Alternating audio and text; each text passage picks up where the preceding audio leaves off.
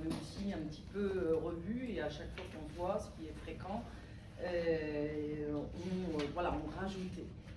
Est-ce que vous avez des questions, des attentes particulières, outre le fait qu'on va parler d'immobilier, donc le secteur de vos clients, comment ils sont organisés, les classes d'actifs dans lesquelles ils investissent, leurs différentes natures, ce qui les motive, comment ils... Voilà, on va passer en revue cela, mais de manière verbale et sur... j'ai pas de slideshow. Est-ce que vous avez des questions particulières qu'on peut lister, rajouter, des choses? Oui, formidable.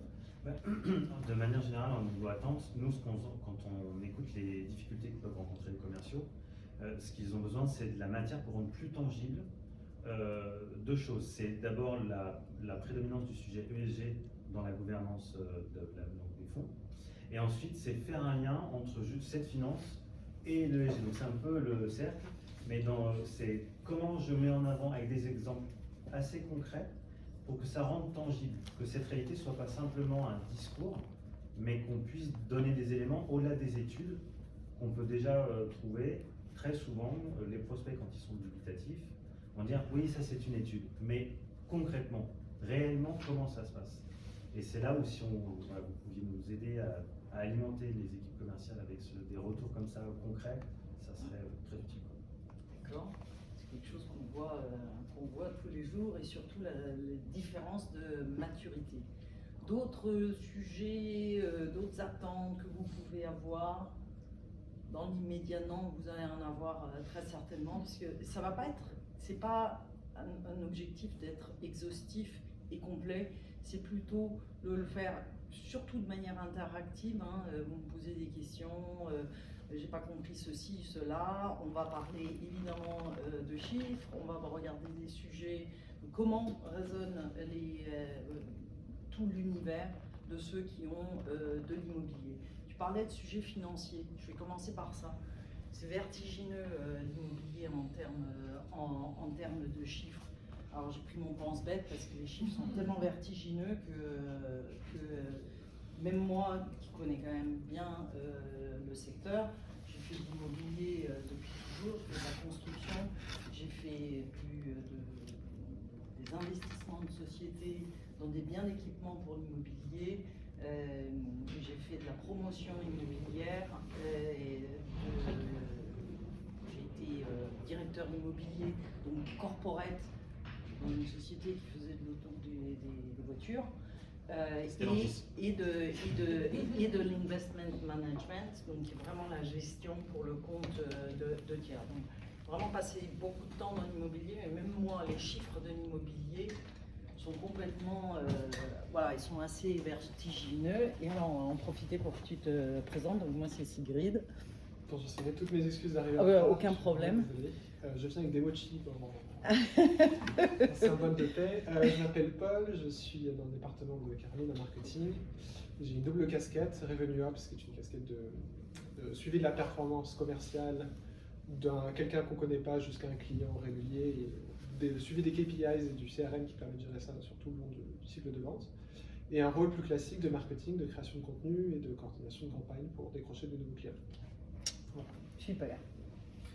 Alors, l'univers de vos clients, c'est plutôt ceux qui investissent qui ont l'immobilier comme un produit d'investissement. Mais d'une manière générale, il y en a beaucoup qui ont beaucoup d'immobilier, et en particulier des particuliers pour leur propre logement, mais aussi comme un produit qui donne une rente. Donc ça, c'est pas l'univers du tout de vos clients. Mais au total, on dit que tout cet univers d'immobilier qui est possédé par pour l'occuper, c'est à peu près 150 000 milliards. Donc les Américains les Anglais, les Anglo-Saxons, c'est plus largement, donc ils ont un mot pour ça, c'est les trillions. Nous, on n'utilise pas le mot de trillions. Donc c'est à peu près 150. L'univers de l'investissement qui produit un rendement, qui produit du capital, qui est investi, c'est à peu près 60 000 milliards à travers le monde. Là-dedans, il y en a seulement 20% qui est dans l'univers des investisseurs institutionnels. Donc, en gros, vous avez à peu près 12 000 milliards qui sont dans cet univers-là, qui est l'univers que vous couvrez et qui est le gros potentiel. Alors, si on regarde, si on compare l'immobilier, donc les 150 milliards voilà, je possède de l'immobilier et j'y habite, et les 60 milliards, les 60 000 milliards, si on compare ça par rapport à tout ce qui est investi dans d'autres classes d'actifs, les actions par exemple, les matières premières, les obligations, etc., on se rend compte qu'en fait, l'immobilier au total, en gros plus de 200 000 milliards, si on compare à des choses qui existent, le monde des actions, c'est à peu près 100 000 milliards. Donc c'est moins. Je sais qu'on parle de ça, vous ouvrez n'importe quel journal, vous en avez des pages et des pages. L'immobilier, on en parle un peu moins. Le GDP mondial d'une année, de 2023 à travers le monde, c'est 100 000 milliards. Si on additionne tous les PNB de tous les pays du monde. Donc ça vous donne un petit peu ces proportions qui sont absolument gigantesques. La dette, elle est aussi des investissements en dette, que ce soit gouvernement ou corporate, c'est 140 000 milliards. Ça vous donne un petit peu cet univers. Alors nous, on va s'intéresser, nous on couvre vraiment ceux qui sont l'immobilier qui est, comme on dit, income producing, et là-dedans, la partie pour ce que l'on dit institutionally owned, qui est vaste, donc 12 000 milliards pour redonner les chiffres. Et juste ces chiffres-là que tu donnes en immobilier, c'est la somme des valeurs des actifs sous gestion dans le cadre du income making, mais voilà, c'est la valeur des actifs cumulés. C'est la valeur des actifs cumulés, estimés, bien évidemment, mais avec des sources qui sont assez fiables, type INREV, JLL, etc. Principalement, 3 continents, les Amériques, le Nord, l'Asie-Pacifique, qui elle est en croissance, et l'Europe. Aujourd'hui, tout le continent africain, et c'est assez faible, mais mon avis personnel, c'est que c'est quelque chose qui va beaucoup se développer. Qui dans 20, 30 ou 40 ans, je pense que ce sera, pour moi, c'est un continent d'opportunités. On ne le voit pas encore aujourd'hui, mais je pense qu'on va le voir.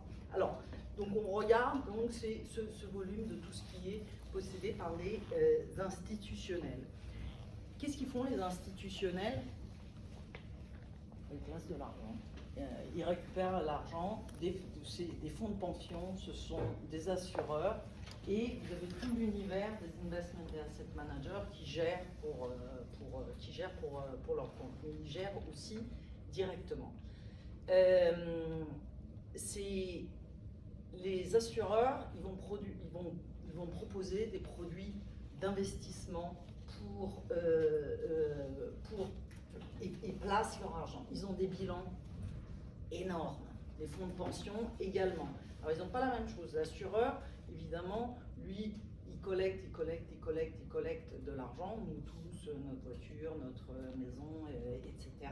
Il place cet argent et ils ne sont pas très volontaires pour le sortir quand il y a des dommages, mais ça on l'a tous vécu personnellement pour éviter de distribuer. Ça ils sont éviter de rembourser, ils sont assez forts. Mais donc eux, ils ont plutôt une tendance à vouloir placer l'argent et que le capital fructifie. Les fonds de pension, eux, ils ont collecté pendant des années, et les systèmes sont très différents en fonction des pays. En France, on est encore avec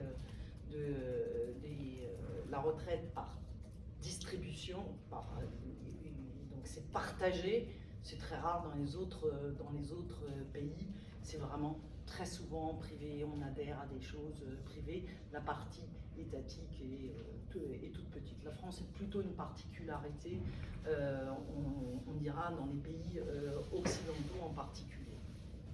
Donc, et eux, ils ont besoin, les fonds de pension, ils ont besoin de distribuer. Ils ont besoin de, tous les mois, donner à ceux qui arrivent à la retraite, ceux qui y sont déjà, de distribuer. Donc ce sont souvent des approches très différentes. Alors, ils investissent dans plusieurs classes d'actifs. Ils investissent dans des actions, ils investissent dans des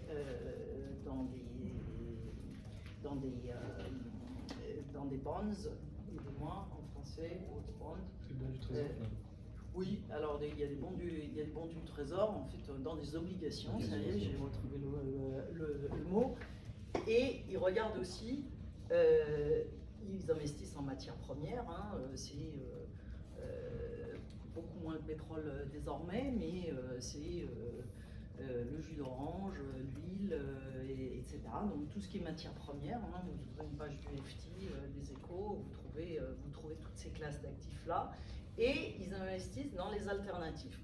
Dans le monde des alternatifs, qu'est-ce qu'il y a dans le monde des alternatifs? Photovoltaïque. Oui, il y a du photovoltaïque, ça commence à se développer, on est bien, on est toujours dans un univers assez ESG, etc. Mais les alternatives, c'est quoi? C'est du private equity, c'est des infrastructures et l'immobilier. Ça, ce sont les classes d'actifs alternatives. Ils ont une proportion, les investisseurs institutionnels, cette proportion d'alternatifs a augmenté sur les 10 dernières années. Pour l'immobilier, il y a 10 ans, on n'était même pas à 5% s'agissant de l'immobilier. Et en sachant que les fonds de pension sont curieusement un peu plus d'origine, prennent un peu plus de risques, ils ont l'air très plan-plan, mais ils ne le sont pas, ils sont assez dynamiques. Les fonds de pension, les gros en Europe, c'est aux Pays-Bas, en Scandinavie, c'est vraiment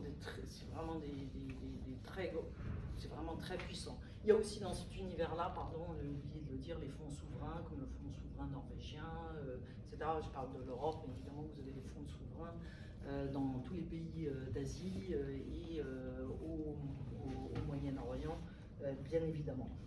Donc, ils investissent dans des classes, en immobilier comme classe d'actifs et qui, au cours des 10 dernières années, a augmenté jusqu'à à peu près 10%. Après, pourquoi est-ce qu'on est dans cette crise et pourquoi est-ce qu'il y a très peu d'investissement? Parce qu'il s'est passé que les prix des actions, les prix, toutes les valeurs des obligations a chuté, donc avant que ne soit corrigée la valeur de l'immobilier. Donc en proportion, là où on était à 10, avec le même portefeuille sans rien avoir vendu, l'immobilier est devenu une énorme proportion. Donc, et ça a été vraiment l'année dernière, à cette époque-ci, c'était le gros problème. Et les valorisations de l'immobilier, ça s'est corrigé plus ou moins rapidement à travers le monde, très rapidement aux États-Unis, très rapidement au Royaume-Uni, assez rapidement en Scandinavie, très lentement en France, rapidement en Italie. Toujours une mauvaise idée que l'Italie est à la traîne, pas du tout, il est très dynamique et très entrepreneurial pour la partie, on va dire plutôt le nord du pays. Et donc les révisions des valos de l'immobilier continuent de se faire. Les valos, elles sont revues en fonction des produits d'investissement, soit une fois par an, soit tous les trimestres. Donc c'est lent. Là où une action, c'est tous les jours. Un bond, c'est tous les jours, ou toutes les semaines, ou tous les mois, en fonction de sa structure. Donc, s'est retrouvé dans cette situation où l'immobilier a beaucoup trop représenté, donc plus de levée de capitaux, au contraire. Et du coup, la machine c'est quand même bien grippé est toujours grippé, on est toujours dans le rouge en immobilier s'agissant de l'investissement. Parce que l'argent, il vient vraiment de cet univers-là. Alors, dans les différentes classes d'actifs dans lesquelles ils investissent,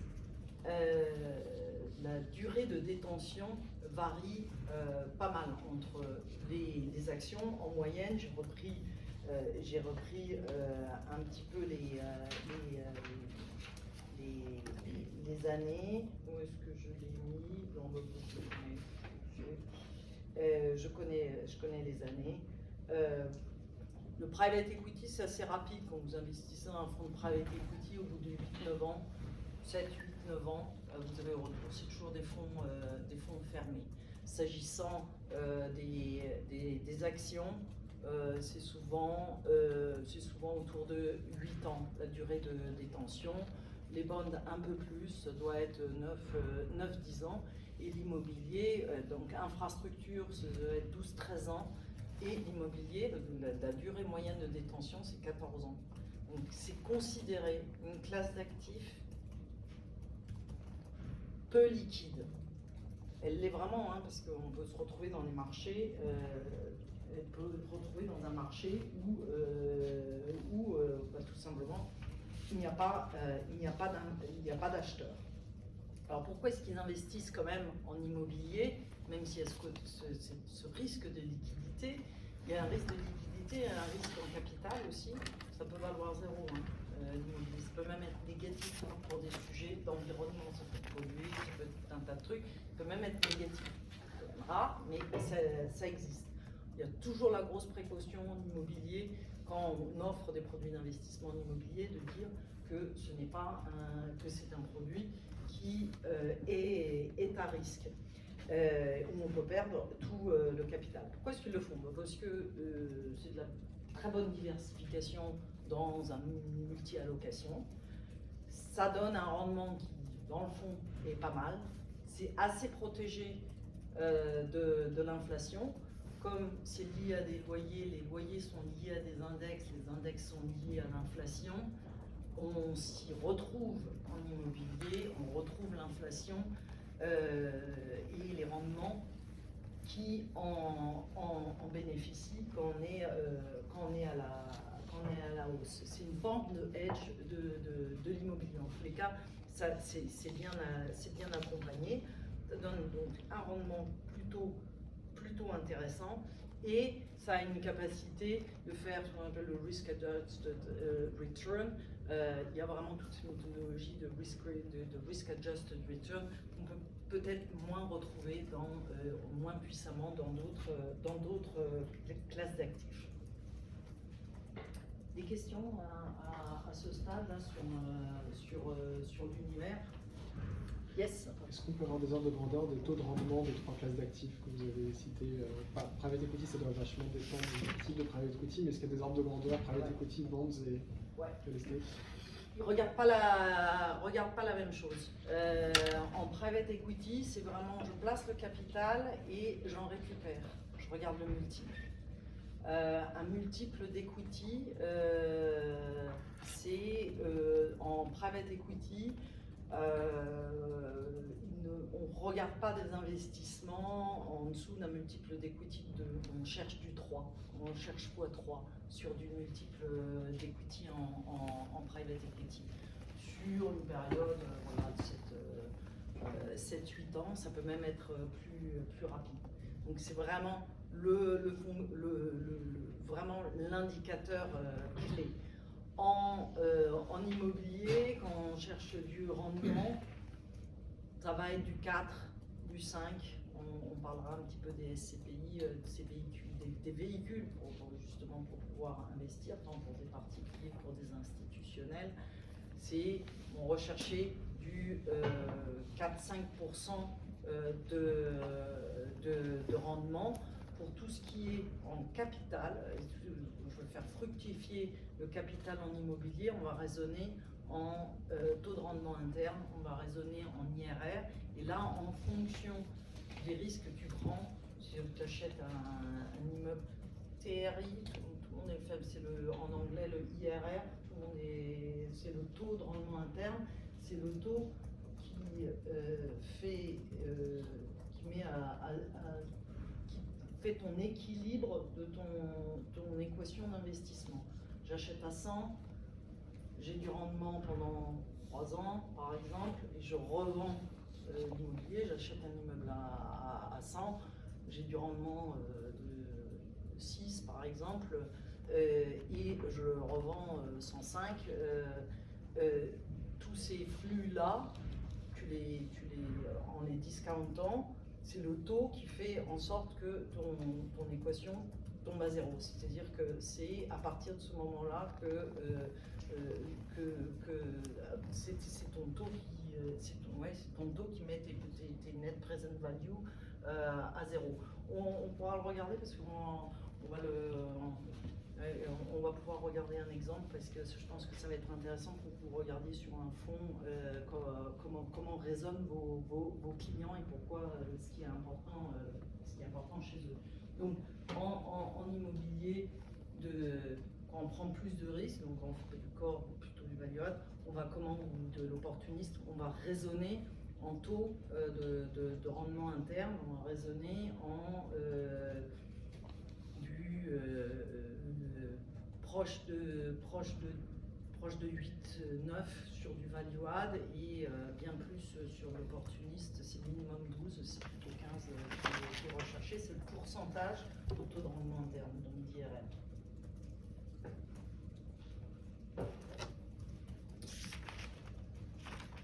Peut-être dire un mot sur les différentes classes d'investissement, le core, encore plus. Ouais.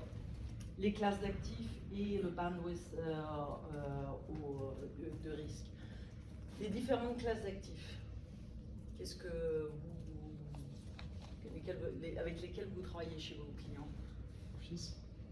Office. Un peu de résidentiel, retail, évidemment. Du retail. Logistique. On a les principales là. Alors, il y avait ces 4-là étaient vraiment les principales, toujours considérées, envisagées évidemment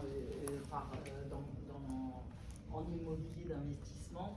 Quand ça commençait vraiment à être une classe d'investissement, quand ça commençait à devenir plus sophistiqué, plus transparent. C'est la transparence qui a fait que c'est devenu une classe d'actifs d'investissement. Ça ne l'était pas, ça avait une réputation à l'époque, l'époque passée, c'était quand même pas immobilier égal, mallette, sous table, tout un tas de trucs. Franchement, ça existe probablement. Moi, je le croise jamais. Les 3 fois où je l'ai croisé dans ma vie, tu descends le volet et ils ont compris que tu ne manges pas de ce pain-là. Et ils se retrouvent probablement entre eux, mais moi, je ne les fréquente pas. Et je connais peu de personnes qui sont vraiment où des sujets de corruption existent en immobilier. Donc c'est devenu vraiment une classe d'actifs sophistiquée aussi parce que ça s'est financiarisé. Donc il y avait bien les 4 que vous citiez. Aujourd'hui, on les décline en 26. On a 26 différentes classes d'actifs qui sont suivies par du type MSCI, par ULI, etc.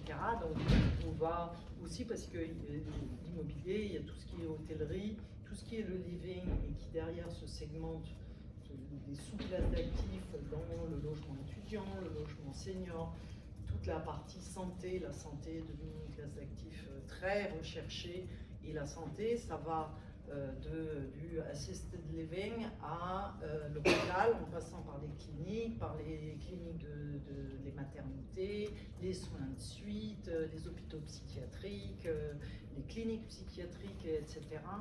Faut pas rigoler, mais je fais gagner beaucoup d'argent des investisseurs sur cette classe d'actifs, sur la spécialité de la psychiatrie qui se développe énormément, en particulier post-Covid, etc. Il y a un boom de dingue là-dedans. Et il y a tout ce qui est opéré, par exemple le self-storage. Aujourd'hui, le self-storage, c'est vraiment le mètre carré supplémentaire ou le mètre cube supplémentaire que je peux avoir quelque part, et tout ça, ça s'est développé.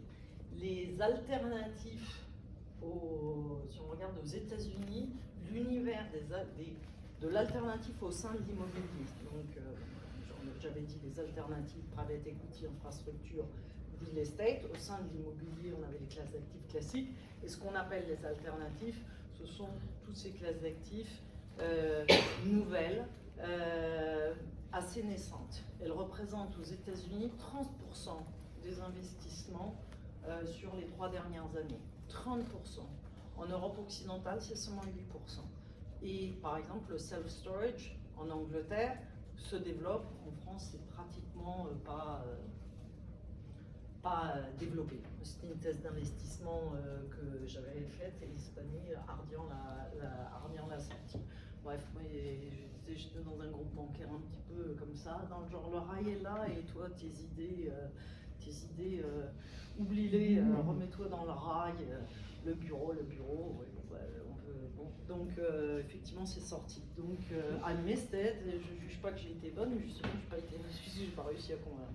Mais je crois beaucoup au self-storage, même si effectivement c'est encore assez étroit. Ces 26 classes d'actifs, c'est une nomenclature officielle qui est partagée ou ça varie d'un pays ou d'un... Non, les 26, c'est partagé.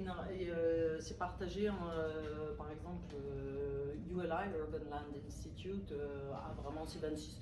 Après, il n'y a pas de... Il n'y a rien de réglementé là-dedans, donc c'est... Non, mais on doit toujours nous catégoriser un peu nos buildings et je pense que chaque client fait ses propres catégorisations. Oui, c'est vrai, et pas toujours très bien.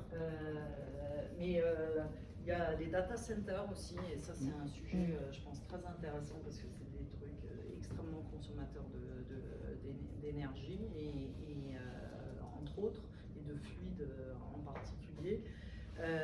C'est une classe d'actifs qui s'est bien développée dans pas mal de pays. Je pense que ça viendra à un moment donné en France. Après, l'organisation des infrastructures en France fait qu'on n'a pas nécessairement besoin d'avoir du privé là-dedans. Oui, les classes d'actifs, ça je peux vous les retrouver. Je vous les mets. J'ai un lien. J'ai une petite question sur les data centers. Oui. Je peux. Moi, j'ai entendu que parfois c'est considéré comme de l'infrastructure, parfois comme de l'immobilier. Est-ce qu'au final, c'est à cheval entre les deux classes d'actifs et que les investisseurs, ils font un peu ce qu'ils veulent? Bon, bah, si ça rentre dans leur stratégie, ils le mettent, peu importe que ce soit de l'infra ou de l'immo, ou est-ce que c'est strict la définition Elle est exactement ce que tu dis, tu le retrouves dans les deux. C'était plutôt en infra. L'infrastructure, les investissements en infrastructure sont, en règle générale, ce sont des très très gros volumes d'investissement. En immobilier, ça démarre, même en institutionnel, ça démarre à 1 million d'euros. En infrastructure, c'est plutôt en milliards l'unité. Et en data center, tu n'arrives jamais à des trucs, sauf à collecter toutes les data centers du Royaume-Uni, tu commences à toucher des chiffres assez élevés pour être envisagés par les infrastructures. Donc, comme on peut investir à l'unité, c'est pour ça que à mon sens, c'est pour ça que c'est plus considéré aujourd'hui une classe d'actifs de l'immobilier. Et encore une fois, c'est nommé du operated, c'est opéré, c'est l'immobilier opéré. Donc, dans les classes d'actifs, c'est une question de Vincent, c'est quoi le commercial real estate? Donc c'est pas du commerce comme c'est une mauvaise traduction, mais je la vois sur tous les sites, tout le monde, depuis 20 ans. L'erreur sur le commercial real estate, qui est vraiment, c'est bureaux, logistiques, commerce, c'est toutes ces classes d'actifs-là, par opposition au résidentiel. Ça n'inclut pas le résidentiel. Et après, il y a le operated real estate, qui est l'immobilier, par exemple l'hôtellerie, où là, ça a une dynamique très très différente, fonctionne pas du tout pareil. Moi, je ne me suis pas beaucoup lancée dans l'immobilier d'hôtellerie, parce que c'est une classe d'actifs très spécifique qui qui réagit en immobilier, un bureau, bon ben voilà, il y a le loyer, il y a de l'indexation, etc. Les rendements en immobilier, ça change toujours, tous les jours avec le GDP, avec le prix de la chambre d'hôtel. Hein, donc c'est très différent, mais c'est surtout très différent parce que quand vous investissez en immobilier, vous investissez dans les murs, tandis qu'en hôtellerie, vous allez investir dans les murs et la société qui détient tout le mobilier, qui a tout le personnel, donc les people, et donc il y a beaucoup de véhicules d'investissement immobilier qui ne peuvent pas avoir les salariés, avoir des people dans leur investissement. Donc, et ça, donc il n'y a plus la séparation entre les murs et le fonds de commerce. Donc c'est vraiment une classe d'actifs assez particulière. Pas vrai sur le healthcare. Le healthcare, c'est de l'operated real estate, hein, tout comme tout ce qui est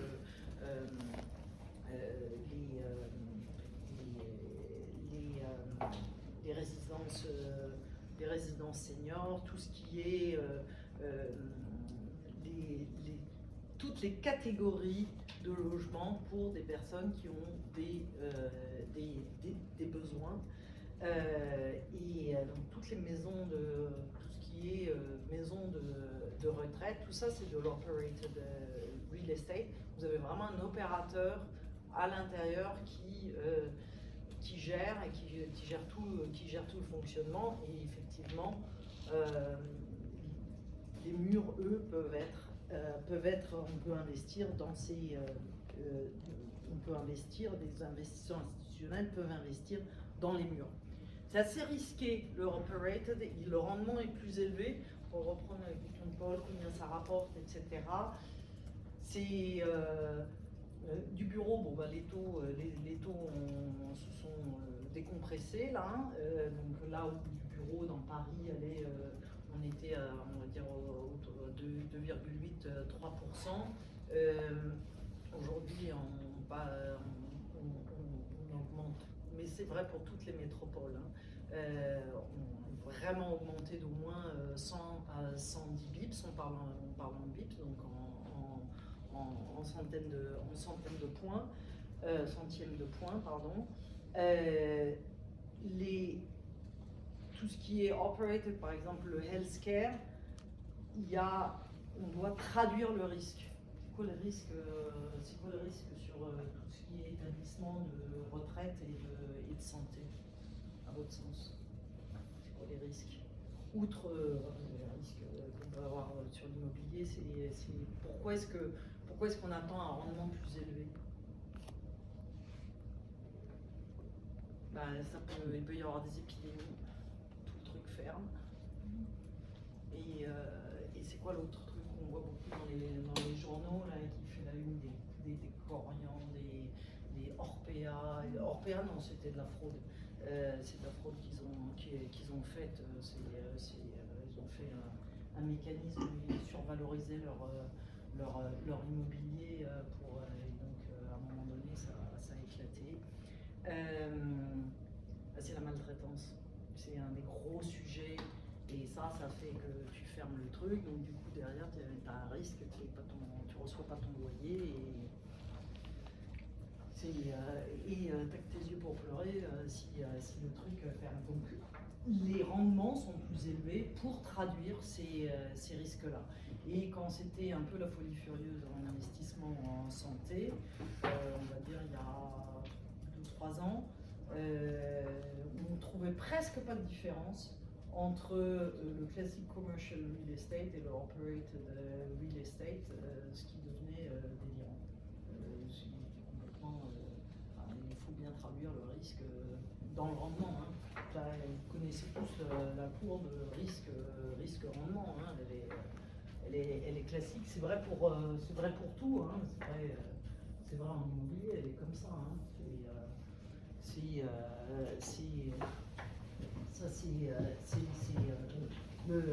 Le risque, le rendement. Hein. À un moment donné, tu peux prendre un risque infini, ça ne te rendra pas plus.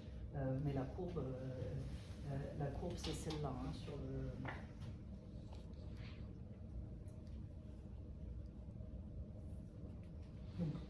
En investissement, comment est-ce qu'ils font les différentes catégories d'investissement, pourquoi les sélections, etc.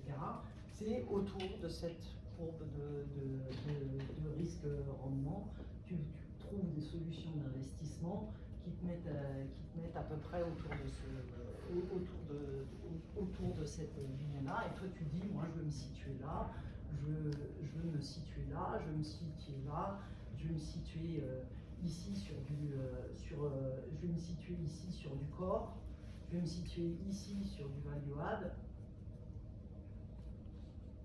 et je vais me situer ici sur de l'opportunistique. C'est vraiment ça. Je pense que ça fait doit faire 70 ans qu'on utilise cette courbe, au moins, enfin je sais pas 70 ans, mais je pense qu'elle a toujours existé. Donc c'est quoi du corps dans les investissements, dans le commercial real estate? Vous l'entendez chez vos clients et vous faites tout le travail de l'ESG sur du corps. C'est quoi les critères que prennent en compte vos clients? Ce serait la détention. Ouais, absolument. Les critères. Donc la détention, quand tu dis la détention, c'est... La durée de détention qui est plus longue que sur du value add, par exemple, la reposition. Oui, c'est vrai. Tu as le sujet de durée de détention. Les critères, ouais, tu as le sujet, ça c'est sûr que c'est un critère, absolument. C'est long hold versus short hold, absolument. C'est quoi les gros critères quand on investit? Maintenant, qu'est-ce qu'ils regardent? Ils regardent toujours what's in real estate the most important thing. Thank you. Le location, mais heureusement, il n'y a pas que ça. Il y a la qualité de l'immeuble, c'est-à-dire son qualité intrinsèque, y compris le sujet ESG, mais la location en fait partie. Ils regardent, quand c'est du corps, ils vont regarder. La vacance. Ouais, absolument. Et donc aussi sont les locataires. Donc c'est celui qui va payer les loyers, mais un utilisateur n'est pas que quelqu'un qui paye les loyers,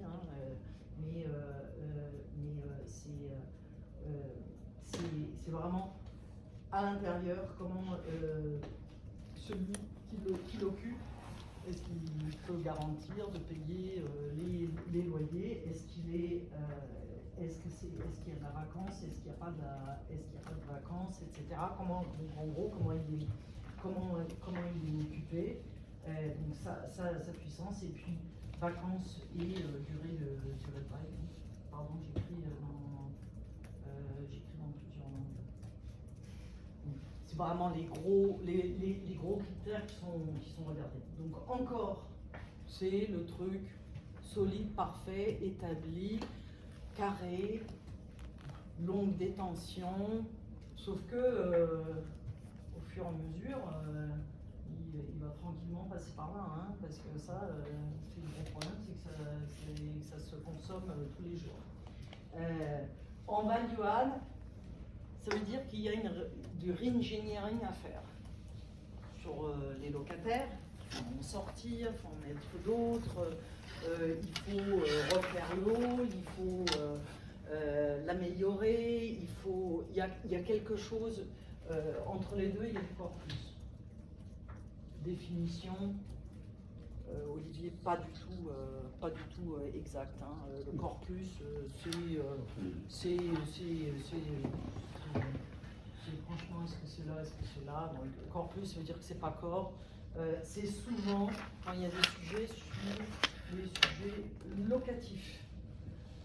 Le value add, c'est vraiment, on va vraiment augmenter la qualité du bâtiment, on va complètement revoir le locataire, on va revoir complètement la durée du bail, etc. ça peut même aller jusque, enfin, quand je dis revoir la qualité du vin, on le refait, on le refait pleinement, mais on a déjà on a déjà l'immeuble, etc. L'opportunité, c'est là, en revanche, c'est la promotion immobilière. C'est vraiment, on part de nulle part, on va chercher un terrain, un immeuble existant, quelque chose, et durée courte, genre 4-5 ans, pour complètement transformer, obtenir des droits, construire des permis, etc., le redévelopper, trouver le locataire, évidemment faire tout le financement pour être dans voilà, qu'on est dans cette catégorie-là. Sigrid, par exemple, les restructurations du type office to resi, on les mettrait plutôt en opportunistique ou plutôt value add. en value add? En value add, ouais, du coup, on rentre le value add plus, comme il y a encore plus, le value add plus, dès qu'il y a des changements de destination, c'est-à-dire vraiment l'usage. C'est pas la même chose, vous entendez souvent destination usage, j'imagine. La destination, c'est pourquoi l'immeuble avait été conçu. Donc c'est un sujet de permis de construire. Donc on est dans le code de l'urbanisme. L'usage qu'on en fait est lui régi par le code de la construction. Donc on n'est pas du tout on n'est pas dans la même mur. C'est toujours extrêmement complexe. Chaque cas est particulier. Et ce building, ce serait un opportunistique? Alors transformer les Ouais, non, on va dire du value add. Value add. C'est un gros projet value add parce que l'immeuble existait, ça voulait dire qu'il y avait déjà des droits. Il y avait déjà des mètres carrés. Il y avait déjà des mètres carrés, donc il ne fallait pas aller les obtenir. En plus, il y avait un bout, évidemment, ça peut transformer d'une utilisation. La destination évidemment a été changée, mais il y avait déjà des bureaux, donc on n'a fait qu'en rajouter et transformer ce qui existait, etc. Ça me fait penser quand même, vous travaillez avec des promoteurs aussi qui font du neuf. On peut faire une petite excursion sur ici, donc c'est les développeurs. J'avais prévu de le faire à un autre moment, mais on va le faire là. Oui, pour tout le monde, on travaille avec les promoteurs, notamment via Nuco. Hein. C'est là c'est nos clients.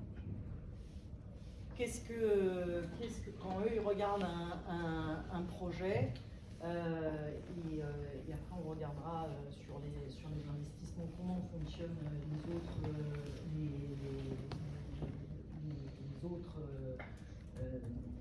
investisseurs, mais un promoteur très rapidement.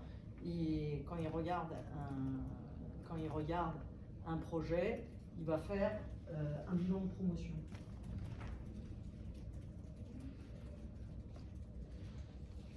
Il va regarder, ça c'est vraiment son énorme outil de travail, c'est le bilan de promotion. Il regarde l'acquisition du terrain, tous les frais qu'il doit mettre, donc tous les frais qu'il doit mettre pour le construire, etc. Donc la construction et tout ce qu'il doit obtenir, tout ce qu'il doit pour pouvoir le réaliser, donc les hard costs. Et il a tous les soft costs. Les soft costs, c'est tous les ingénieurs, les architectes, les conseils, etc. Tous les gens qu'il doit payer pour pouvoir fabriquer son projet. Donc il part du terrain, il a les hard costs, les soft costs, et derrière, il faut bien financer ce truc-là, donc en règle générale des intérêts énormes à payer, c'est très très cher la promotion immobilière. Et surtout, il a les droits à construire. Parce qu'on parle de permis, mais c'est une partie. Il faut avoir le droit de pouvoir mettre des bureaux. On paye des taxes. Il faut aller les obtenir. En France, il faut les obtenir en préfecture, pas en mairie, mais en préfecture. Donc la mairie donne donne le permis, et c'est la préfecture qui donne les droits. Si vous faites de la logistique, il vous faut des agréments pour le contenu. Que si les choses sont inflammables, pour de l'alcool, pour des pneus, c'est des choses très différentes si vous stockez des lavabos et de la vaisselle pour salle de bain. Donc il y a à peu près 40 ou 50 catégories de droits que vous pouvez obtenir. Ça s'appelle des ICPE. Et donc ça, c'est son bilan. Donc il regarde combien tout ça lui coûte. Là, il lui coûte 100 et combien il va pouvoir le revendre en se disant je trouve le locataire, etc., je le remplis, etc.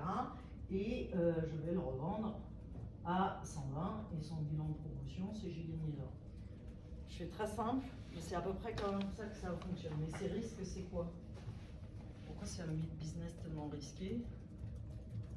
Ces risques, c'est quoi? C'est d'abord, c'est d'obtenir la propriété du terrain. Souvent, il faut remembrer, il faut réussir à recoller tous les morceaux d'une unité, etc. C'est un cauchemar sans nom qui peut durer. Vous pouvez avoir, sur un des projets de 185 avenue Charles de Gaulle, j'ai eu les innommables de Loite qui étaient les locataires, mais il se trouve qu'ils étaient propriétaires de quelques mètres carrés. Je ne sais pas pourquoi dans la construction, dans la vie de l'immeuble, ça s'est passé comme ça.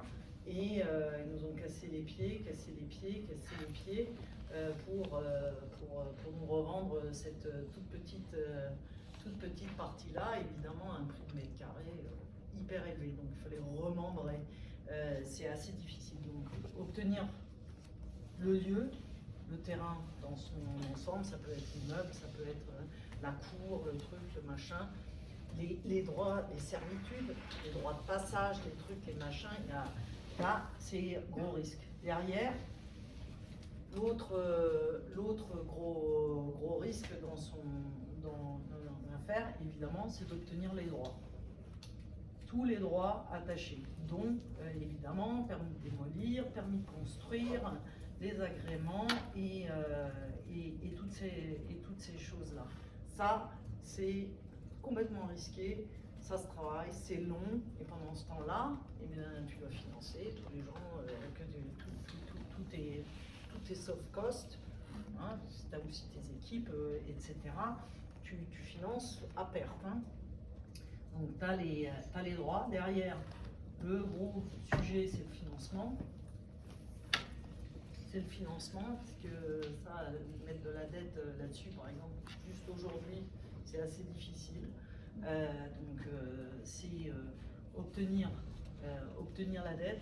Les proportions entre ici et là, je ne vais pas dire juste aujourd'hui, en 2024, parce que franchement, ça a beaucoup varié, mais sur du port, tu étais sur du 0,30% de dette, là-dessus autour des 50%, donc tu faisais entre 40 et 65%, et sur de l'opportuniste, moi j'ai vu jusqu'à 90%. Et ça donne le fameux ratio LTV?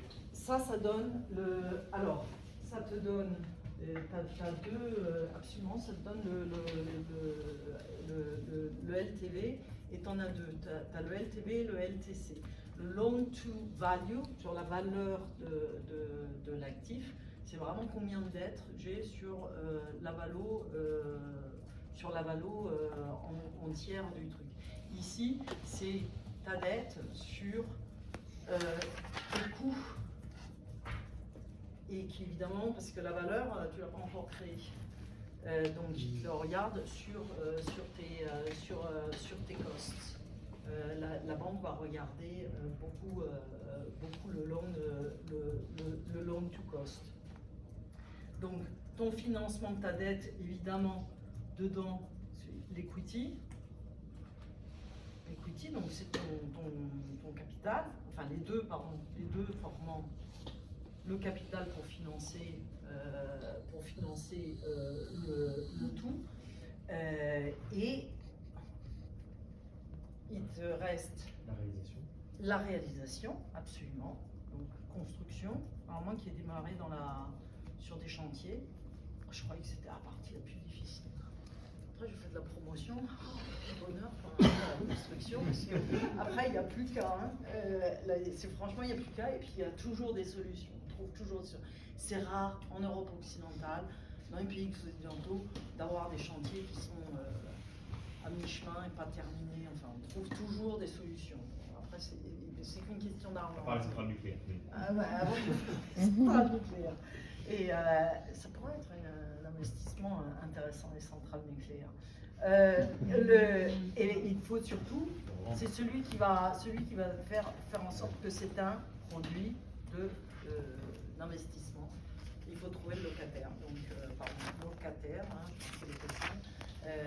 C'est pas la location, c'est la location d'immeuble. Il faut vraiment le louer. Et enfin, une fois que tu as fait tout ce truc-là, qu'est-ce qu'on fait? Qu'est-ce qu'il fait le promoteur? Ah, il a transpiré, machin, tout ça, ça marche. Il a payé. Ah, il faut qu'il les obtienne, les vins. Ah, il faut trouver l'acheteur. Hein. Il faut le vendre.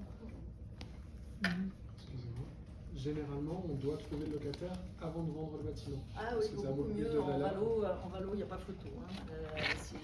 Ça te rapporte plus l'hypothétique rendement par rapport au vrai rendement. Il n'y a pas photo, c'est énorme. Sauf dans Paris. Intramuros, le meilleur immeuble de la planète, le plus bel immeuble de Milan. J'étais prête à l'acheter vide, sans locataire, avec un potentiel loyer, puis finalement ils ont trouvé le locataire avec un loyer moins, finalement je l'ai payé moins occupé. Mais franchement, ça m'est arrivé une fois dans ma vie. Hein. Donc j'ai payé moins en occupé pour du corps. Mais en règle générale, oui. Du coup, quand on a des locataires, c'est pas juste un locataire, c'est un locataire avec un bail d'une certaine durée. Les conditions du bail. C'est 50 pages, hein, le bail de nos jours. Hein. Tu as toutes les conditions de sous-location, les renouvellements, les droits au renouvellement, pas les droits au renouvellement, etc. Grosse différence dans les baux. Tu as le bail civil, c'est à peu près le cas dans tous les pays, mais vraiment chaque nature et chaque pays c'est différent. Le bail civil où tu as un droit qui s'arrête, tu as un droit quand tu es locataire qui s'arrête, et le bail commercial où tu as un droit au renouvellement. Donc c'est gros, les deux grosses différences. Je regarde l'heure qui tourne. Des questions là sur le promoteur. Alors, et puis maintenant, aujourd'hui, évidemment, à côté de ça, vous le savez, maintenant, heureusement, il fait son bilan ESG. Hein. Enfin, durabilité, hein. Heureusement. Et c'est un métier donc de plus en plus difficile parce que les coûts d'accès à la dette sont de plus en plus élevés et le risque est de moins en moins bien apprécié sur le real estate, que les pouvoirs politiques disent qu'ils n'ont plus trop le droit de faire du greenfield et qu'on veut faire des zéro artificialisation nette. Enfin, bref, c'est un métier qui est compliqué en ce moment. Exactement. Pour la pure C'est très développement. difficile de trouver ça. Et c'est très difficile d'obtenir les droits. De plus en plus difficile. Aujourd'hui, vous voulez faire un immeuble de bureau dans Paris, il faut que vous réussissiez à trouver, faire ce qu'on appelle de la compensation, c'est-à-dire que vous pouvez faire un bureau à la place de garage, activités, etc. D'abord, vous avez toutes les chances que ça soit estampillé LS, logement social. Donc dès que vous mettez dans l'équation du logement social, à ce bazar-là, ça ne marche pas. Au mieux, c'est zéro. Du coup, ça fige d'ailleurs les projets. Et puis vous avez toutes les chances de galérer pour trouver des bureaux. C'est-à-dire qu'il faut que vous trouviez quelqu'un qui va vous transmettre les droits de faire du bureau, parce que lui-même modifie une destination, par exemple du bureau, il va en faire du logement. Je vous assure, l'équation elle est très difficile à faire fonctionner, très difficile, ça ne marchera pas sans subvention ce truc-là. Et donc il a des droits existants de bureau et il vous les transmet pour vous qui voulez faire du bureau. Donc il faut aller. Et alors il y a des agents, on a l'impression d'être il y a 50 ans, et c'est des agents, c'est des mecs connus au bataillon, c'est pas du tout parti de. déjà allé à Drouot, là, on vente aux enchères, etc. Il y a des mecs qui circulent, qui sont des intermédiaires, mais ils ont ce look-là. C'est des drôles de gars. C'est des drôles de gars, mais en attendant, il faut faire ça. Si vous voulez faire du commerce, par exemple, vous avez un immeuble, vous êtes près de la gare de Saint-Lazare, vous avez votre pied d'immeuble, vous voulez juste, par exemple, faire une boutique en bas. Je me suis retrouvée avec un gars, je te jure, s'il avait une arrière-boutique avec un tripot, ça ne m'aurait pas étonné. Hein. C'était vraiment bizarre, mais en attendant, on ne pouvait passer que par là. C'est comme ça. Drôle de métier. Et c'est vrai que pour le métier du développement, on voit bien que l'ESG est clé, que ce soit pour réutiliser des bâtiments ou des terrains existants, parce que sinon on n'est pas autorisé, que ce soit pour obtenir les droits, il faut montrer patte blanche d'un point de vue réglementaire, que ce soit pour accéder au financement de la dette. Via la dette, les banques demandent des comptes, que ce soit pour trouver le locataire aussi attend que le bâtiment soit bien d'un point de vue environnemental, et enfin pour le vendre, ça... Ah oui, c'est nécessaire. Il est à chaque, absolument à chaque endroit, même s'il y en a, et on en a rencontré un la semaine dernière avec Vincent, le mec ne savait même pas ce que c'était. Ça existe. On est sorti du rendez-vous. Donc déjà, un mec qui était arrogant, c'est moi qui l'ai présenté à Vincent. J'étais là, Vincent qui sort, il me dit oh merci. Pas sûr que ça.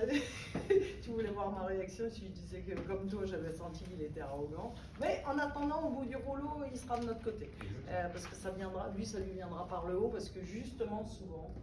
Tu le disais, comment est-ce qu'ils intègrent les sujets ESG? Eh bien, par le haut. Par le haut. Je t'en prie. Oui, parce que là, Vincent soulève justement l'accès à la dette. Une question qu'on a très régulièrement de la part des commerciaux, c'est existe-t-il une liste, j'imagine que c'est un peu un rêve, mais une liste quasi exhaustive des critères que vont évaluer les banques ou les fonds de dette quand ils vont prêter de l'argent, critères évidemment ESG? Alors, vous devez mieux le savoir. Vous pouvez probablement mieux répondre que moi sur la dette. Et oui, ils en ont, mais c'est pas, à mon sens, c'est pas encore complètement construit. Chacun tâtonne. Pareil, ça arrive par le haut.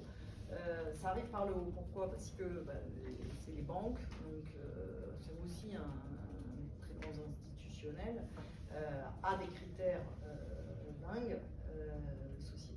Etc., a des critères, et il doit à ses actionnaires, il doit pouvoir répondre à ces sujets ESG. Donc ça lui arrive par le haut, mais après comment est-ce que lui, s'il prête de la dette, ou si c'est des fonds de dette qu'ils ont un fonds de dette, ils collectent la dette dans un fonds,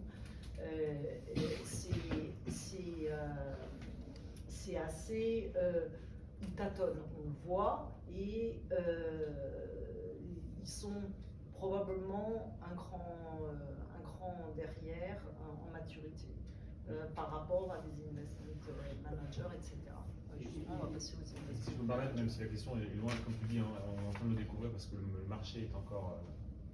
mais en fonction de la nature de l'opérateur de dette, si c'est une banque ou si c'est un fonds de dette, on ne va pas être soumis à la même chose. Et donc, dans un cas, c'est la Banque centrale qui va lui demander des comptes européennes. Dans l'autre cas, il sera soumis à la CFDR. Et il y a plein de subtilités qu'on ne maîtrise pas du tout encore. Et ils se posent tous les questions de ce qu'ils doivent donner comme information pour montrer patte blanche. Les critères changent d'une banque à l'autre. Et donc, on est en train de aussi découvrir. Il y a la LNA, LMA, la Loan, je ne sais plus quoi, Association, qui justement est l'association des gens qui font la dette et qui a travaillé sur des standards, mais qui aujourd'hui ne sont pas partagés par tous. Ouais.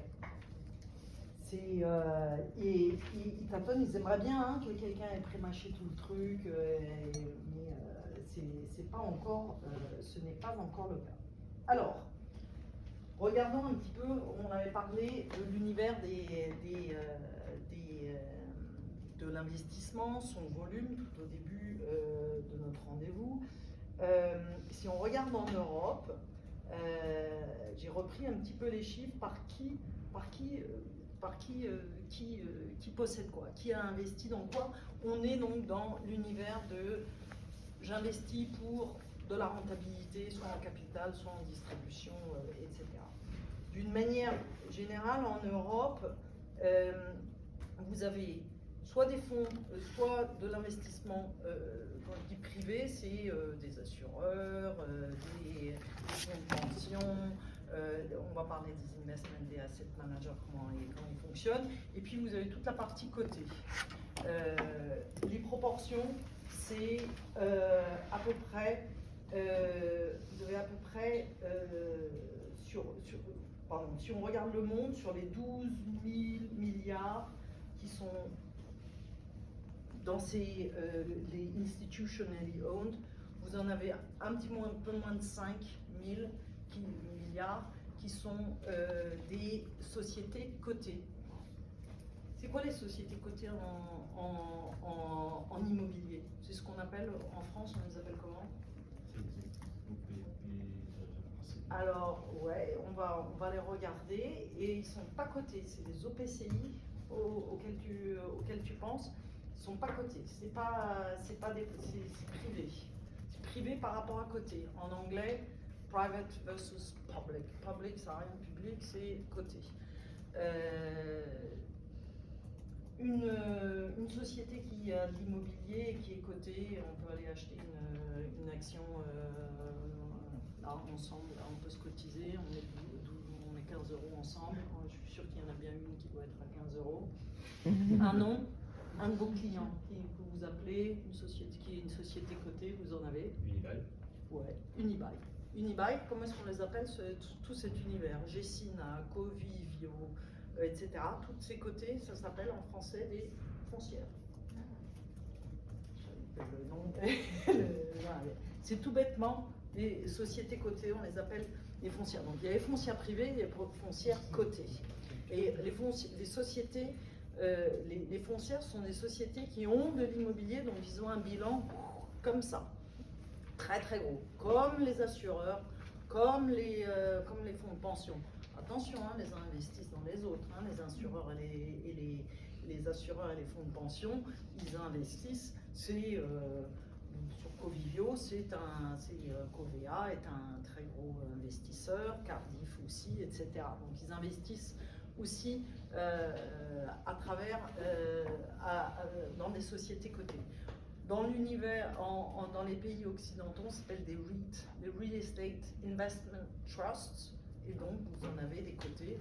Pareil, vous ouvrez le FT, j'aime encore la version papier, c'est mon côté ringard, j'arrive pas à lire ces pages-là sur un écran, c'est impossible, mais en revanche, en papier, vous en avez des listes et des listes et des listes. Donc ça sont des foncières donc, qui sont propriétaires. Donc les assureurs, ils investissent à travers des sociétés cotées, ils investissent avec des investment des asset managers, j'y viens. Ils investissent directement aussi, ils le font, ça dépend de leur niveau de sophistication, ce qu'ils ont réussi s'ils ont réussi à le faire, à monter les équipes pour investir en direct, et je vais vous expliquer comment ils le font. Les investments, et donc qui est-ce que j'oublie dedans? Les promoteurs, on en a parlé. Évidemment, il y a les sociétés elles-mêmes qui sont propriétaires de leurs immeubles, etc. Souvent, ceux qui sont vos utilisateurs.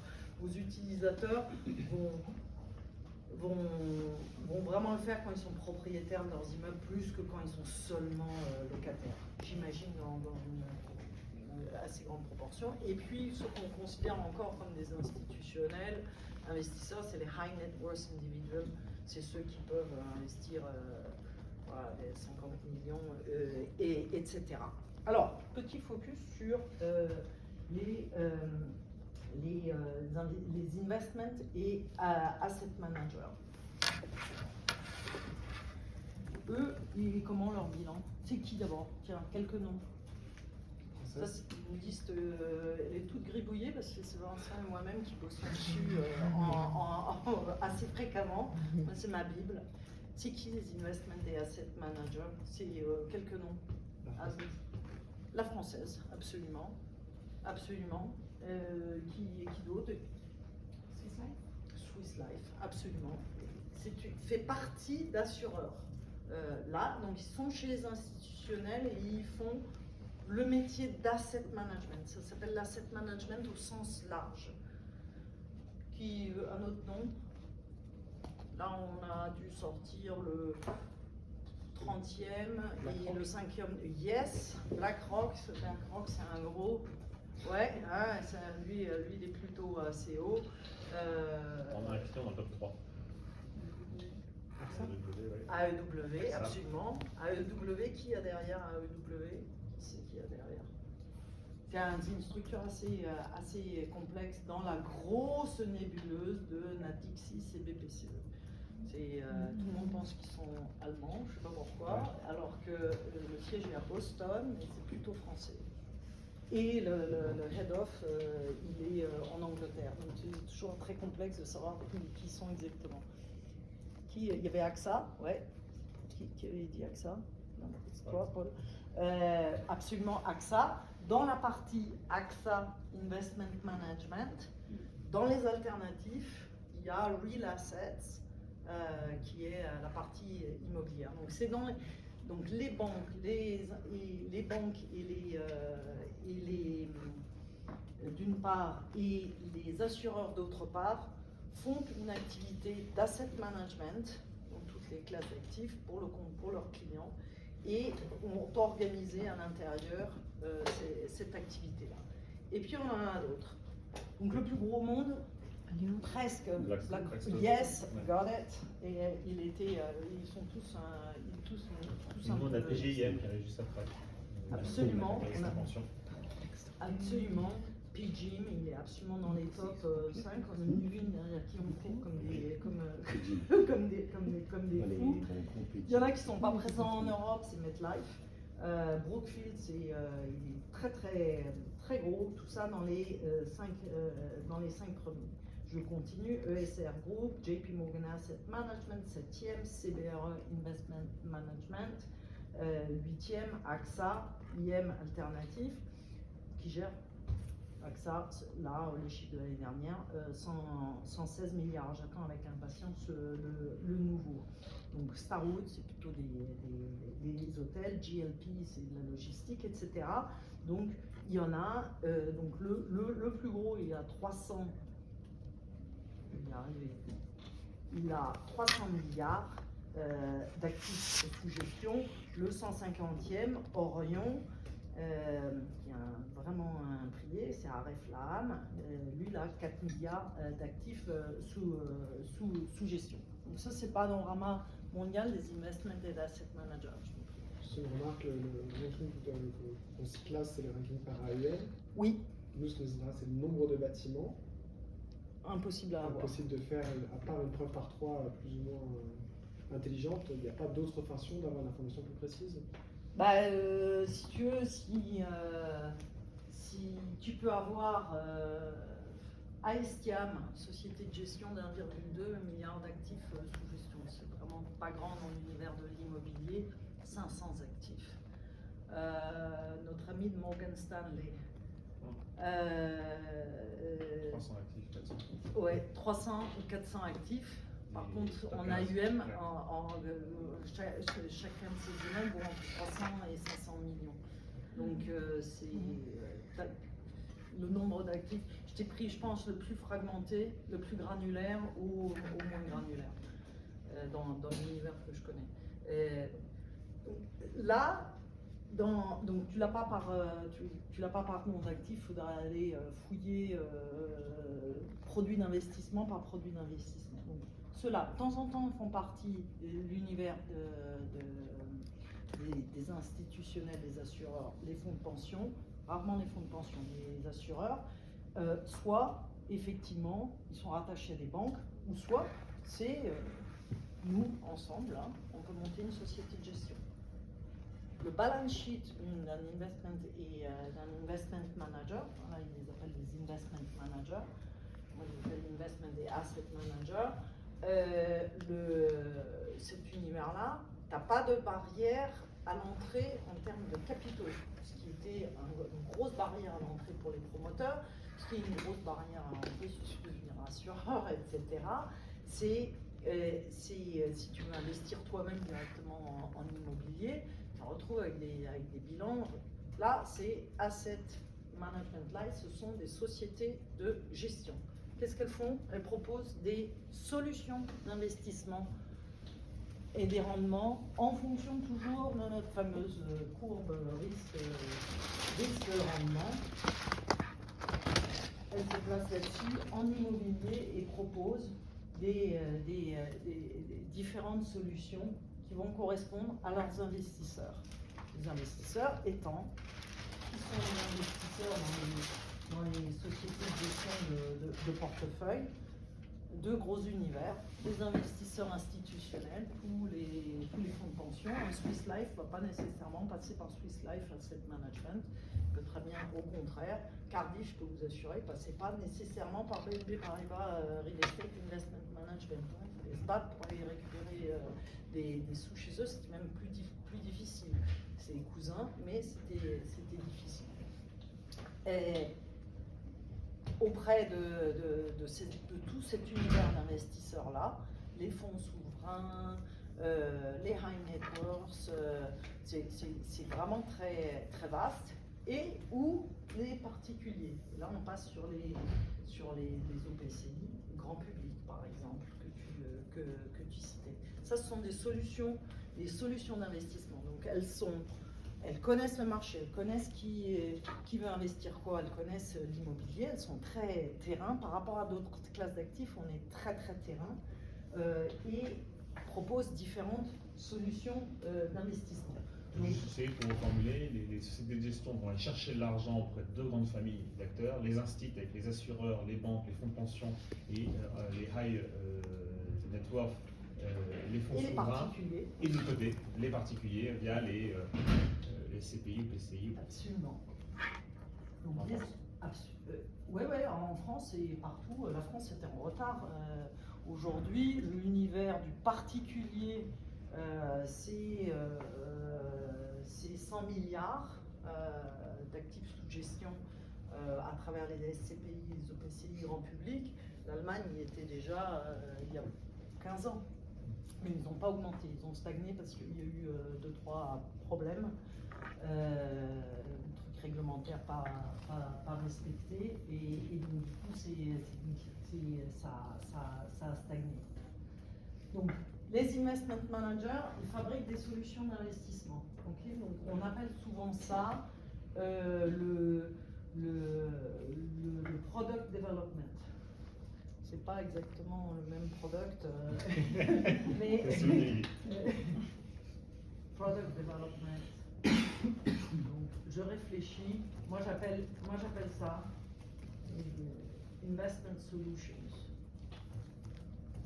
Donc, tu réfléchis à la différence en immobilier par rapport à j'achète un immeuble, machin, je fais un coup. Là, c'est des solutions long terme.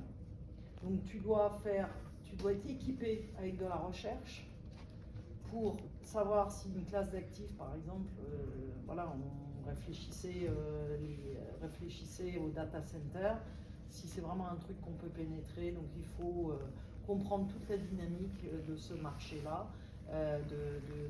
qu'est-ce qui est important sur les data centers, c'est les grids, par où passe l'électricité, etc. Comment c'est distribué. Il faut vraiment réfléchir sur le long terme et savoir comment ça va évoluer. Donc il faut vraiment avoir ce qu'on appelle, pour pouvoir faire ça, il faut avoir des house views et savoir, voilà, il y a 15 ans, j'avais dit la logistique ça sera vraiment un truc bien, et c'est devenu un truc bien. Il y en a d'autres qui ont dit bah non, je vais me désinvestir parce que c'est only a shed, on va trouver des moyens de distribuer plus facilement, on n'aura plus besoin de stockage. C'est toute cette dynamique là qui fait que tu trouves des solutions d'investissement, tu les fabriques sous différentes formes. C'est-à-dire, je fabrique un fonds Un fonds, c'est un mot très financier pour finalement, voilà, un véhicule, une structure légale dans laquelle, effectivement, avec laquelle tu peux investir. Tu le fais sous forme de fonds. Ça veut dire que la société définit le cadre. Ça sera de la logistique en Europe, en zone euro seulement, près de certaines métropoles, là c'est plutôt les autoroutes qui comptent, ces routes-là et pas celles-là, et ça sera la catégorie A, ou plutôt, et ça sera un rendement de temps, ou plutôt on va reconstruire, on va faire du value add, etc. Donc elle définit le cadre. Là, vous avez déjà dû entendre parler commingled funds. Voilà, c'est collectif. Je fabrique moi le produit que je pense être bon et je fais rentrer les investisseurs et je vais chercher les investisseurs pour qu'ils font un commitment dans le fond pour qu'on puisse le lancer et j'investis dans ce cadre. Donc le cadre est complètement déterminé. Sigrid, excusez-moi. Ouais. Est-ce que lorsqu'ils vont chercher de l'investissement, la relation contractuelle elle est entre l'investisseur et l'investment company ou elle est entre l'investisseur et le fonds? Et c'est un très très bon point. Donc ici, effectivement, il n'est pas moins important, c'est juste que j'ai besoin d'un peu de place. Ici, la levée de fonds. Du fundraising, la levée de fonds. Les investisseurs investissent dans le véhicule. Et le véhicule, le fonds, ici, le fonds est là, donc les investisseurs sont ici. Les investisseurs sont là, sont actionnaires du fonds. La société de gestion de portefeuille, elle est le manager, elle reçoit en retour un fee. De temps en temps, elle investit, vous avez entendu parler du co-investissement, etc. Surtout dès qu'on est sur du value add ou de l'opportuniste, etc. Ils veulent que la société de gestion, elle aussi, investisse aux côtés des investisseurs pour dire on partage la prise de risque. Donc les relations, elles sont régies d'un point de vue capitalistique, là, avec chaque investisseur et son pourcentage, avec un contrat de management donné à la société de gestion qui est payée en retour un fee. C'est le service company, 100% de service company. Donc, excuse-moi, c'est les actions, on les appelle les LPs en anglais et, oui. Et les sociétés de gestion, les GPs. Oui, absolument. Donc, limited partner pour LPs, limited partner parce que il a ses droits parce qu'il est actionnaire, mais il ne peut pas agir. Et le general partner, c'est lui, surtout quand il est là. On l'appelle toujours GP. Moi, j'étais très rarement là, j'étais toujours là, j'ai rarement investi, c'était vraiment pas souvent dans mon dernier rôle quand j'étais chez BNP. Je me suis jamais qualifiée en tant que general partner. Mais un fonds comme les fonds de Tishman Speyer, où il y a toujours une bonne proportion là, c'est le général, c'est lui qui gère tout, et les autres sont plus limités dans l'action et dans les droits. Et est-ce que quand je n'ai pas investi moi-même une partie, je ne suis pas GP, je suis donc operating partner Non, you're the investment and asset manager. IAM. T'es un IAM. Absolument.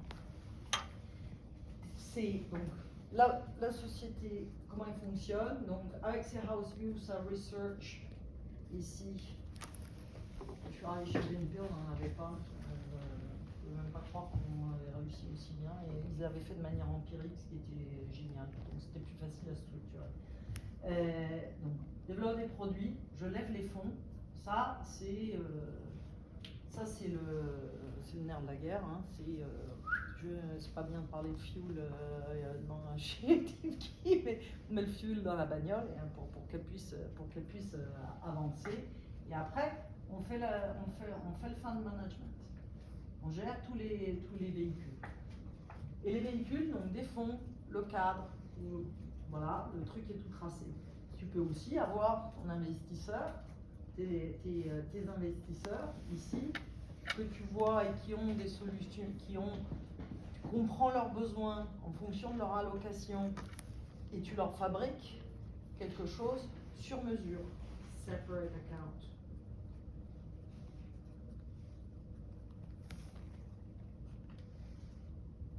C'est vraiment le separate account, c'est vraiment le sur-mesure. Je t'achète sur les métropoles, parce que les métropoles, c'est finalement l'univers d'investissement le plus large. Je vous l'avais sorti. Les métropoles les plus grandes au monde en investissement immobilier, c'est Tokyo, la première, de loin, suivi par New York, Los Angeles. Quatrième, enfin un Européen, Paris, avant Londres. Et puis derrière, que des États-Unis et de l'Asie. Et en 17e, Munich. Donc, et 58% de l'univers investissable est dans 40 métropoles dans le monde. C'est pour ça qu'il y a beaucoup de trucs en métropole. Eux, tu leur fabriques un truc. Je crois dans les villes d'Amérique du Nord qui sont en développement, etc. Je crois dans les villes de la France, l'ouest de la France, la ligne Lille, Rennes, Nantes, Bordeaux. On va investir dans du commerce, parce que évidemment, c'est des villes qui vont grossir, etc. On va investir là, etc. Tu le fais sur mesure pour eux. La grande différence entre les deux, c'est que là, l'investment manager, il a tout défini et il décide. Là, c'est le client qui décide ultimement. On fixe le cadre, mais ultimement, il faut toujours aller lui demander d'être d'accord. C'est pour ça que sur les separate accounts, j'ai toujours voulu des volumes assez élevés pour la peine que c'est de ne pas avoir les mains complètement libres. Donc, le fund management, je gère tous les véhicules, que ce soit des fonds, des separate accounts, toutes sortes de véhicules que tu retrouves derrière dans des SCI, toutes les structures légales que l'on peut faire. Tout ça, c'est un environnement très réglementé. Et on va en parler un peu. Derrière, qu'est-ce qu'on fait une fois qu'on a tout l'argent, on a créé le véhicule, etc. Chez ces actifs. Yes. On investit. Investment. Voilà, donc là c'est chaussures bien lustrées pointues, beau costume, et j'y vais en égo. Je jure, ils se ressemblent tous. Les mecs pas les nanas, c'est beaucoup mieux. Ça a les dents qui raillent le parquet, ça veut des méga bonus et tout, et c'est difficile de trouver les bons parce que là-dedans, il faut savoir vraiment bien comprendre toute la mécanique de voiture, bien comprendre ce truc-là, bien comprendre toute la mécanique, la structuration, l'ingénierie financière essentielle. Il faut savoir sourcer, avoir donc un très bon carnet d'adresses, vraiment bien connaître son terrain, c'est vraiment des gens de terrain.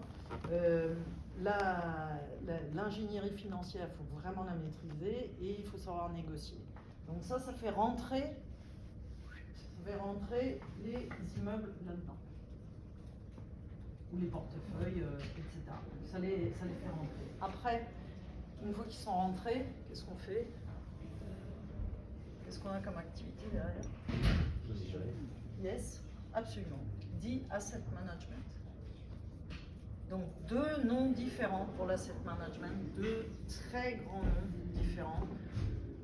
L'asset management au sens bancaire, institutionnel, etc., c'est la gestion d'actifs, j'ai investi dans des bonds, etc., on revient à ce que je disais au début. Ou en immobilier, je fais la gestion vraiment importante de l'immeuble. Un asset manager, il est garant de la valorisation de l'actif. La valorisation, c'est à travers la qualité du bureau,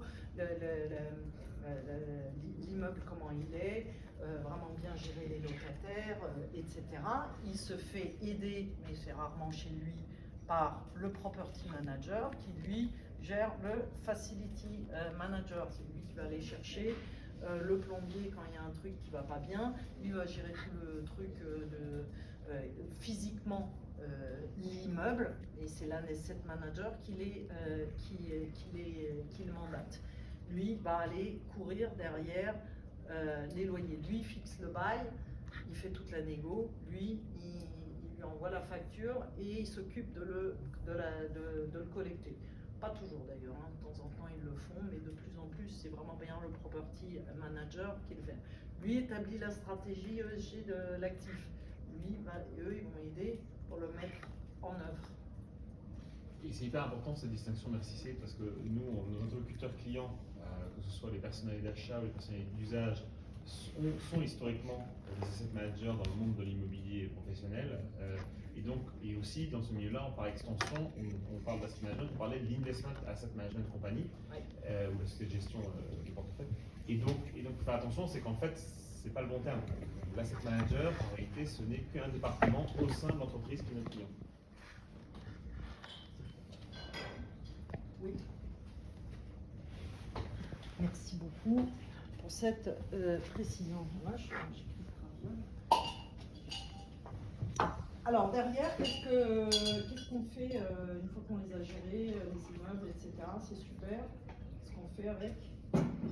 C'est quoi l'objectif? C'est quoi leur métier? C'est de gérer l'argent des autres. Donc à un moment donné, il faut le rendre. Donc, j'ai l'arbitrage. L'arbitrage, je le mets là, comme ça, parce que c'est une activité. Pour moi, c'est une activité essentielle de l'asset manager. Il doit savoir vendre son actif jusqu'au bout. Donc, il doit avoir la responsabilité jusqu'au bout, jusqu'à la fin. Souvent, ce sont ceux qui font les investissements qui font les arbitrages, parce que c'est des compétences de négociation qu'il faut avoir, et puis il faut aller trouver l'univers des investisseurs, ils les connaissent forcément, mais c'est assez erroné de faire ça, parce que ce n'est pas un coût COUP, c'est vraiment un arbitrage, c'est vraiment une session, c'est quelque chose d'extrêmement important, et celui qui connaît le mieux l'actif, il faut vraiment très bien connaître l'actif, c'est l'asset manager. Et puis de toute façon, ça ne fonctionne pas, parce que quand l'asset manager, sinon il arrive avec son actif, tiens, toi tu fais les arbitrages, tiens, souviens-toi, la data room, le truc, le machin, c'est le bordel, donc oui. Et puis une fois qu'il te l'a filé, t'es déjà en retard, parce que l'emploi d'arbitrage, il devait déjà être vendu, donc ça fait des gens qui sont malheureux, et donc il faut vraiment confier à... J'ai toujours transformé, j'ai toujours mis un asset management, et j'ai toujours été contente de l'avoir organisé de cette manière-là. Et puis lui, c'est un chasseur. Lui, c'est considéré un farmer, donc c'est pas limité à ça, mais à l'invest, il préfère aller investir que de céder. Et c'est très chronophage de céder, et il faut vraiment bien connaître les immobiliers. Donc l'arbitrage fait partie de cette activité-là, et je fabrique les fonds. Risque et compliance. Ouais, absolument. 1, 2 et 3. Et j'y sais plus, j'arrivais pas à lire. Je voyais pas je voyais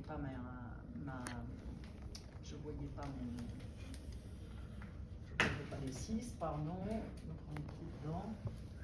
Tout ça, c'est régi par 2 grands trucs en investment et asset management, c'est risque et compliance. Ça, c'est la gestion des risques à tous les niveaux de la société de gestion, mais évidemment sur tous les fonds sur lesquels on gère. On fait des stress tests, on gère la concentration en locataire, la dette, etc. Tout ça, c'est suivi comme le lait sur le feu. C'est obligatoire. L'environnement en Europe de ce métier-là, il est régi par un truc fondamental qui qui s'appelle AIFM, Alternative Investment Fund Management Directive. C'est une directive, donc c'est AIFM. En français, fonds d'investissement alternatif, donc gestion des fonds d'investissement alternatifs. Donc c'est valable pour le private equity, c'est valable pour les infrastructures, etc. Et c'est évidemment en particulier valable pour l'immobilier. Pas tout est réglementé. Ça c'est réglementé, ça c'est réglementé, ça c'est réglementé, ça l'est partiellement, ça l'est pas. Donc, dans la réalité, gérer tes actifs, un peu comme tu veux, c'est pas quelque chose de réglementé. Ça c'est sorti après la crise de 2008 parce qu'il y a des gens qui géraient des fonds et qui ont embarqué leurs investisseurs droit dans le mur avec une seule personne qui gérait le fonds, qui planquait les trucs, qui manquait de transparence, etc. Et il n'y a pas eu que Lehman pendant la crise, donc ça a été revu. Et ça a été en particulier revu il y a 10 ans, il y a un peu plus de 10 ans, et donc pour pouvoir faire ce métier-là, il faut une licence, il faut un agrément.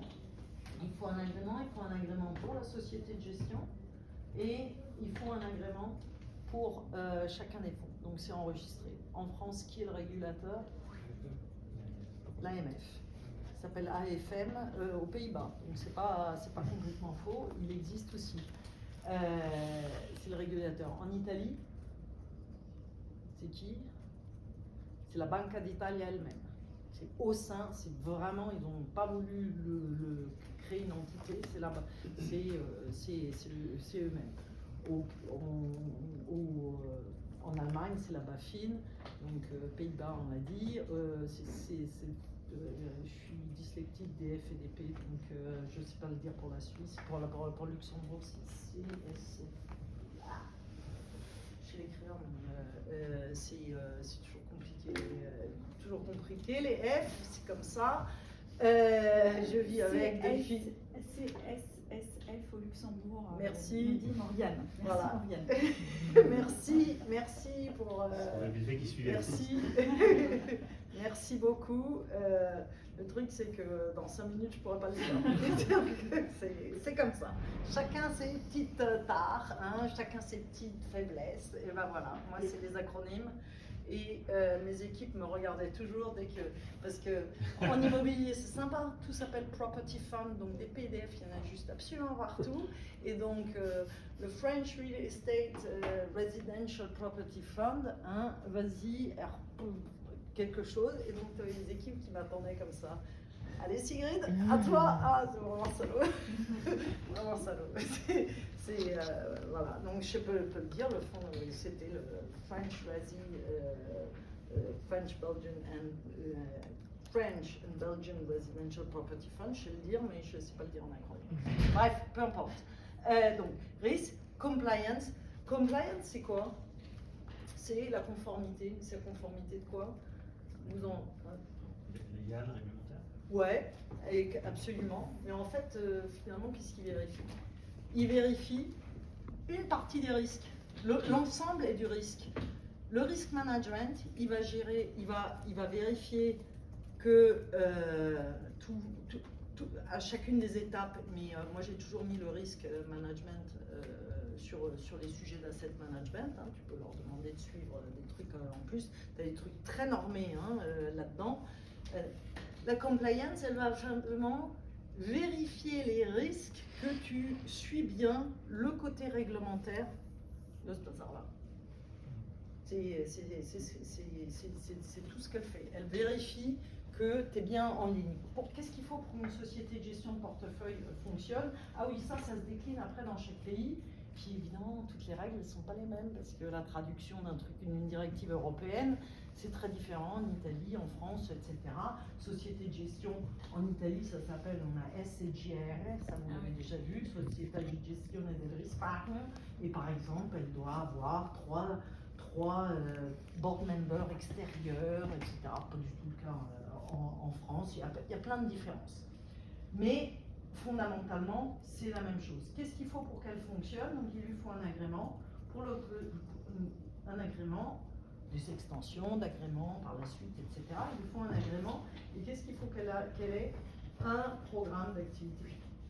Et le programme d'activité, c'est voici ce que je fais, voici comment je suis organisée, voici j'ai les moyens humains, j'ai les moyens matériels, j'ai les moyens en outils informatiques, etc. pour faire mon activité. Qu'est-ce que je fais? Je gère le fonds numéro 1 qui est comme ci, comme ci, comme ça. Je gère le fonds numéro 2 qui est comme ça. J'ai des comités pour vérifier quoi? C'est quoi? Qu'est-ce qu'ils veulent vérifier? Qu'il y a au moins 4 yeux qui regardent sur un sujet et qu'il n'y ait pas un taré qui investisse n'importe comment et qui envoie des investisseurs droit dans le mur. Donc c'est collectif. C'est une gestion collective, absolument collective. C'est obligatoire. Je passe sur ceux qui pensent qu'il y a trop de décideurs dans les sociétés de gestion de portefeuille. Structurellement, clin d'œil, il connaît l'histoire.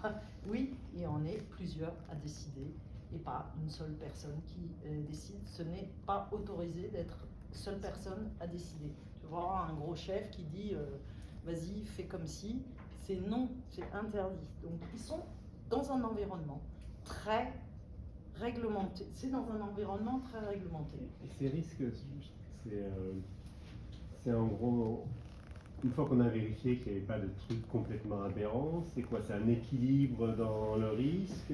Est-ce que par exemple les critères ESG sont évalués par les équipes risques aujourd'hui? Oui, ça commence. Et même par, on parlait du régulateur qui est sous lui, c'est celui qui le regarde, hein, c'est le régulateur. Je fais des yeux globuleux là, au régulateur, mais le régulateur commence à l'intégrer. Et notamment, enfin là pareil, je pense sous contrôle au consulting, mais l'AMF en France par exemple regarde les fonds qui se présentent en article 9 dans la SLDR, c'est eux qui commencent à regarder ça.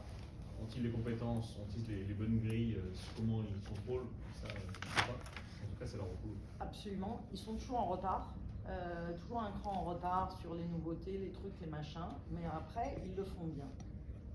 Quand tu leur dis Deep Key, ah, c'est bien.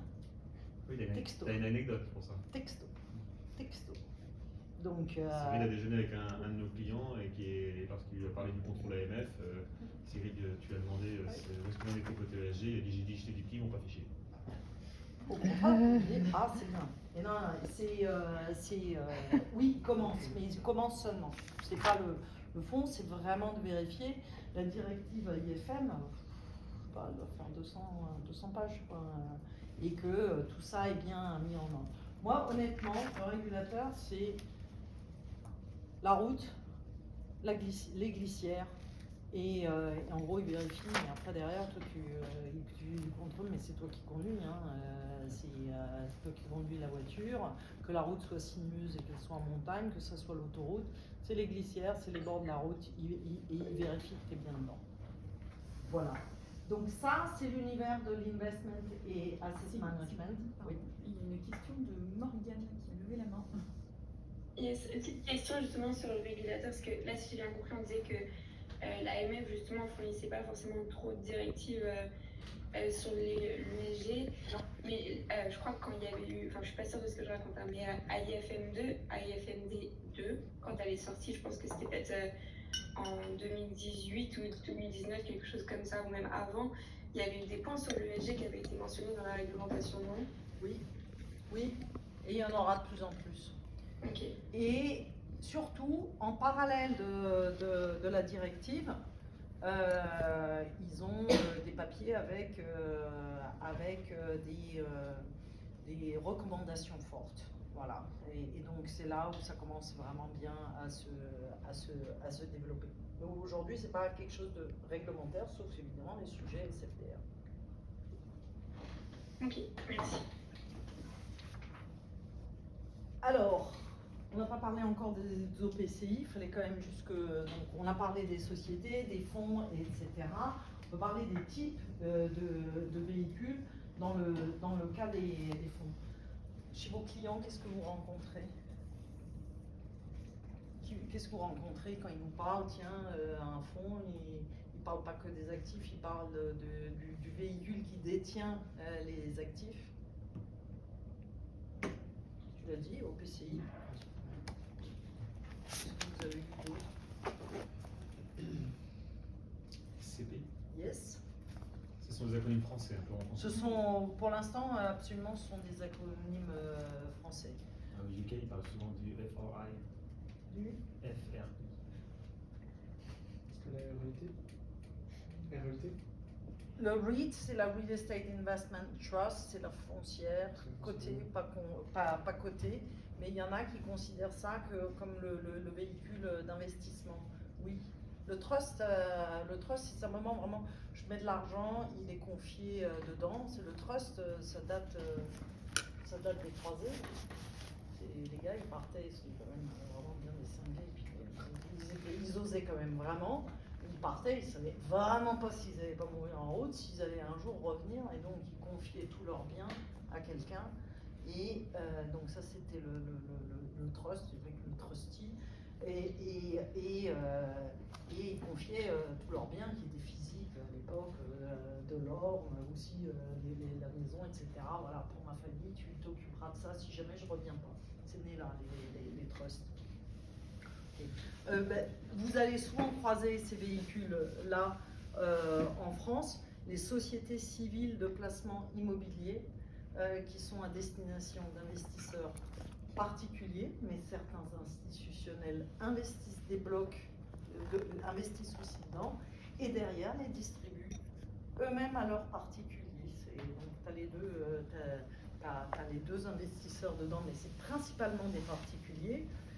Ça, ce sont les organismes de placement collectif immobilier. Ils existent en grand public, pour le grand public. Superbe véhicule, pas apprécié des investisseurs. Ça reste un de mes mystères, je ne comprends pas pourquoi. Vraiment un vrai désamour. Et derrière, ceux qui sont privés, pour des investisseurs institutionnels, qui s'appellent les organismes de placement, OPPCI. Donc ici, c'est pour les investisseurs institutionnels. Ce sont les professionnels. Le P supplémentaire, c'est pour les professionnels. Donc ça, c'est des types de véhicules qui sont comme tous les autres, voilà, gérés. Ça, pareil, pour en lancer un, il faut un agrément. Il faut l'agrément pour le véhicule, et évidemment, il faut que la société de gestion ait le droit de la gérer. Donc ça, c'est son environnement réglementaire. Et derrière, effectivement, donc, il y a tous les investissements, etc. Et vous, quand vous avez des clients, les clients, c'est tous ces... On va viser l'ESG sur les actifs, le portefeuille, etc. Mais au-dessus, ça va toujours être dans un fonds. Une société de gestion, celle que je gérais au BNP Paribas France, j'avais 33 véhicules, plus une liste de separate accounts, plus des SCI, des trucs, c'était très varié. Et le fonds, et donc celui qui va payer, c'est peut-être la SCI. Bon, c'est rare que ce soit des SCI, mais bon, par exemple une société civile, SCI c'est rare parce que c'est fiscalement, enfin c'est assez bloquant. C'est comme véhicule, il est difficile à intégrer à l'intérieur de fonds, mais une société, n'importe quel véhicule, donc votre client, ça va être, pour cet actif-là, ça va être la petite SC qui elle-même est dans le fonds. Le fonds, il est géré ici par le fund manager, donc lui, il doit quand même, autant c'est lui qui définit la stratégie, autant c'est lui qui va débloquer l'argent pour le paiement et dire on est d'accord, mais au-dessus de lui, il y a, donc il faut qu'il aille demander auprès d'ici, à partir du moment où c'est un certain montant, il est obligé de demander des autorisations pour pouvoir intégrer cette nouvelle activité de ESG, qui va lui demander d'ailleurs plus d'asset manager, etc. Il est payé seulement un fee et tout. Donc la chaîne de décision, elle n'est pas si facile que ça. Non, et alors là, c'est un excellent exemple de ce qu'on vit, ce que certains de nos clients vivent en ce moment sur justement la mise en place des CAPEX pour la rénovation des bâtiments. Et ce que disait l'un de nos clients sur le bateau MIPIM, c'est que justement il était obligé de monter toute la chaîne et qu'il ne pouvait pas le faire 2 fois, donc il ne voulait pas le faire pour l'ESG, pour réduire l'impact climatique et pour améliorer l'actif parce que justement il voulait fournir plus de services aux locataires et avoir une meilleure occupation et des meilleurs loyers, mais qu'il fallait qu'il combine les deux parce que ça lui simplifiait la remontée de toute cette chaîne de valeur. On voit bien que c'est important aussi pour nous de bien comprendre comment ces mécaniques fonctionnent parce que J'ai une question, pareil, alors c'est souvent basé sur les retours des équipes commerciales, mais de temps en temps, on leur repose en disant oui, mais nous, on n'a pas de fonds, on est une foncière. Ça, c'est quelque chose qu'on a entendu plusieurs fois. Comment on répond à ça? Parce que du coup, là, on comprend qu'il y a forcément un véhicule d'investissement. Et nous, on est un peu démunis. Du coup, quand on dit ah non, mais nous, il n'y a pas de fonds, c'est la foncière. Alors la foncière, elle fonctionne différemment. Ces actifs, ils vont être détenus dans son bilan. Là, ici, personne ici, effectivement, le bilan du fonds, c'est là où il y a les actifs. Mais la société de gestion, elle n'a pas de bilan. La foncière, oui. Elle apporte tous ses actifs sur son bilan. Tous les loyers.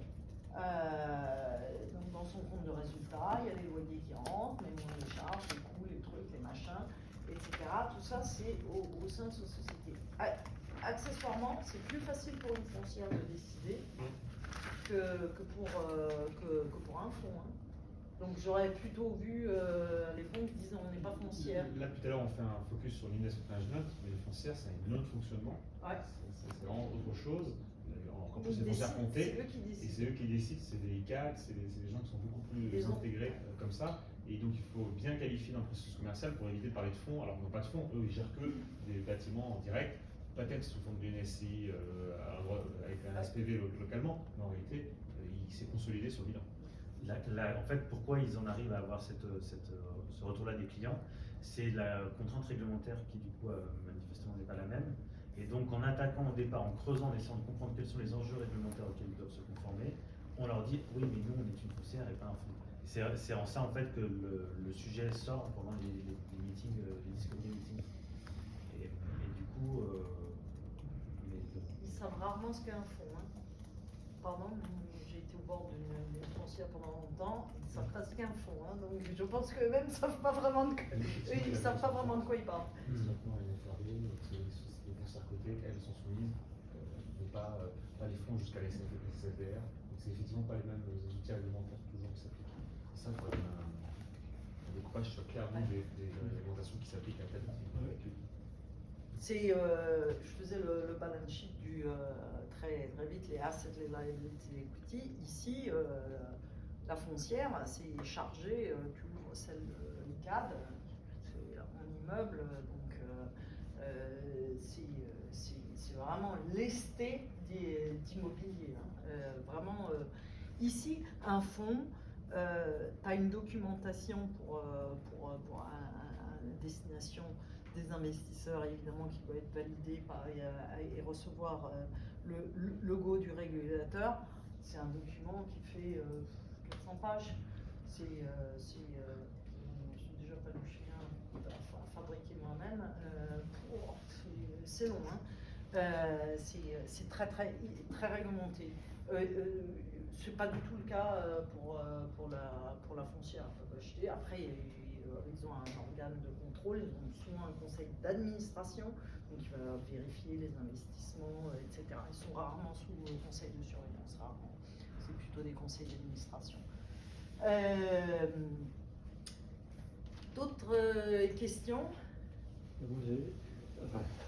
On n'aura pas forcément le temps d'y répondre, mais aujourd'hui, nous, avec Deepkey, on se concentre beaucoup sur la partie asset management. Jusqu'à un peu l'arbitrage, mais pas vraiment la vente. C'est-à-dire, est-ce que je continue à investir dans ce bâtiment et quel capital. Et on voit qu'il y a énormément d'étapes avant. Et la question qui m'intéresserait de creuser, c'est comment la contrainte ou l'opportunité ESG intervient dans ces autres étapes. Et est-ce que DeepKey a un rôle à jouer, que ce soit bien sûr, dans la construction du produit, c'est peut-être au départ assez théorique, mais dans la levée de fonds, dans la due diligence, dans la prospection. Et on sent qu'il y a quelque chose à faire là. On ne maîtrise pas encore très bien tous ces process, donc, mais on se dit qu'il y a des choses à faire aussi. Oui, c'est très bien vu, c'est exact. Et surtout aujourd'hui, on parle beaucoup de fonds d'impact. Là, il y a un nouveau fonds impact en dette qui est sorti. J'ai demandé ce qu'il faisait c'est chez Chevanari. J'ai demandé ce qu'ils faisaient qu'est-ce qu'ils font finalement. Il faut faire un bilan par EY chaque année. Wow, dans le genre statique, tu meurs, plus statique que ça, tu meurs. Quoi. Donc il faut qu'on aille les voir. Mais et évidemment, ici, à la fabrication, moi pour avoir développé des produits d'impact, etc., et donc avec la research, les house views, il a fallu les pousser pour réfléchir, etc. Vous ne connaissez pas encore. Et ça aurait été génial, évidemment, tu peux remonter. Parce que tu fais beaucoup de travail ici, mais la réalité, c'est que les idées, elles viennent beaucoup. Les idées, on les collecte beaucoup pour fabriquer. On les collecte beaucoup ici à l'Invest. Parce qu'ils sont proches du terrain et ils savent quand même ce qui se passe, etc. Moi j'étais toujours en tant que Chief Investment Officer Global Chief Investment Officer, donc je m'occupais de tout ça chez BNP, en plus de faire tout ça pour la France. J'étais tout le temps en contact avec le gars de research, je lui remontais ce que j'avais parce qu'il avait besoin de me nourrir. Parce que lui, il ne peut pas être rat de labo et juste faire de la théorie théoricienne. Il a besoin d'avoir les retours. Ici, les fans, je les ai vraiment motivés pour qu'ils s'occupent énormément des investisseurs, qu'ils passent un quart de leur temps physiquement avec eux. Eux, ils ont beaucoup d'informations sur eux, ce qu'ils veulent. C'est eux qui sont en avance sur les sujets ESG. Tous les sujets ESG sont venus d'ici, et en particulier les assureurs et les fonds de pension, c'est vraiment beaucoup venu. Et tout ça nourrit effectivement ici, c'est le product development sur les sujets impact. Et t'as raison. C'est Daniel White, Primonial par exemple, dans cette question. Ouais. On croit souvent.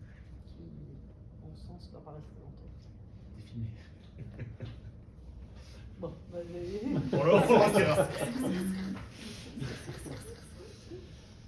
crois qu'on arrive au bout du temps, mais... Oui, non, si éventuellement peut-être adresser les questions après. à ta disposition. Ouais. J'ai rendez-vous avec Sylvia, donc si me l'autorise. Pour ceux qui ont du temps, si tu as quelques minutes, Sigrid, effectivement, vous pouvez poser des questions, mais pour ceux qui doivent y aller, dont moi, je voulais te remercier, Sigrid, énormément, parce que c'est super éclairant, ces subtilités financières, administratives, légales, le fonctionnement opérationnel de ces sociétés, et en tout cas, chaque fois que je t'écoute, j'apprends de nouvelles choses, et ça ouvre des chakras sur comment on doit mieux aider nos clients dans leur fonctionnement pour lutter contre le changement climatique et améliorer l'ESG. Donc, une fois, merci. Je vous en prie, c'était vraiment un plaisir. Merci pour vos questions, merci pour vos... Oui, pas trop de FFP là, qui se sont un peu mélangés. Mais ça aussi, c'est enregistré à la cave.